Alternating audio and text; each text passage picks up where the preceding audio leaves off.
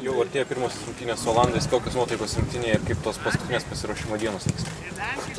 Tas rungtynės, nežinau, apie jas stengiuosi kol kas dar taip negalvot. Treneris tiksliau apie jas liepia taip mažiau galvoti.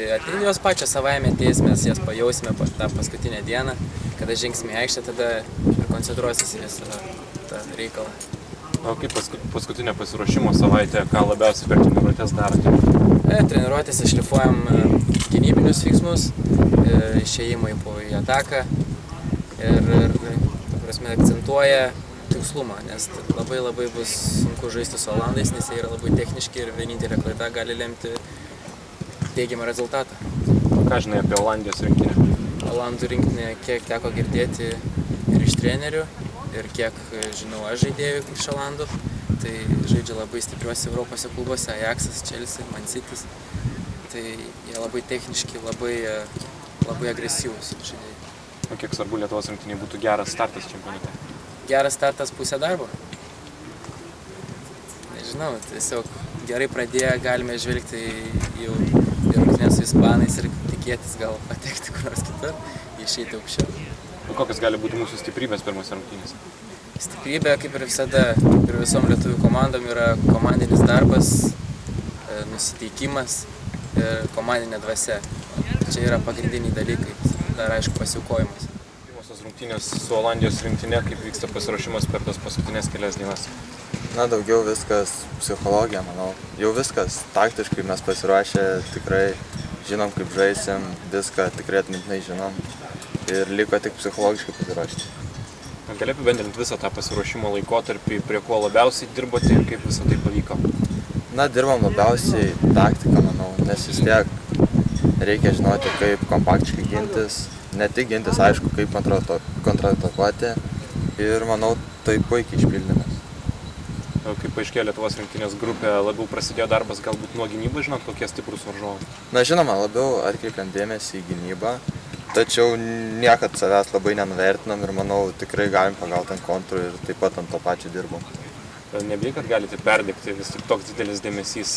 Ne, manau, mes tikrai puikiai esam pasiruošę psichologiškai ir taktiškai ir, manau, viską padarysim tikrai, ką galim. Pirmas varžovas Olandijos rinktinė, ką apie ją žinai, kokį įspūdį tau palieka, turbūt jau vis tiek analizavote žmogus? Nu taip, analizavom, jie žaidžia tikrai agresyviai, gerai su kamuoliu, bet manau, mūsų stiprioji pusė yra žaidimas standartai ir žaidimas ore ir manau, tikrai mes puikiai sužaidžiame. Kiek gali lemti disciplina būtent, kad įgyvendinsite trenerio nurodymus? Na, mes labai atkreipiam dėmesį į discipliną, nes tai yra vienas didžiausių mūsų pliusų. Tai manau, tikrai mums pavyks parodyti aikštę. Tai treneri, pasiruošimas, sakykit, kaip pasiruošę, kaip nusiteikę čempionatui artėjančių? Nu, pasiruošę normaliai. Manau, kad kalbėsime traumų išvengti, tai yra svarbu. Aišku, gaila, kad paskutinė stovykla gavo vienas iš lyderių traumą, Deimantas Petravičius. Ir ar jisai rungtyniaus dar nėra aišku, bet futbole nebūna be traumų, taip kad toks gyvenimas. Na, ar pasiruošę? Šiaip kas nuo mūsų priklausė, mes padarėm viskas žaidėjais, pasiruošę. Galbūt tik tai trūko šiek tiek daugiau rungtynių. Tai tas neramina dėl žaidybinės praktikos. Na, tai tokios grupiai komandos, tokios galingos, sakykit, kas lietuvių būtų stiprioji pusė, kaip jūs manot, ko galėtų labiausiai remtis? Na, jau ta stiprioji pusė, manau, aiškiai žaidėjai supranta ir viską, kad tai yra labai aukšto meistriškumo komandos.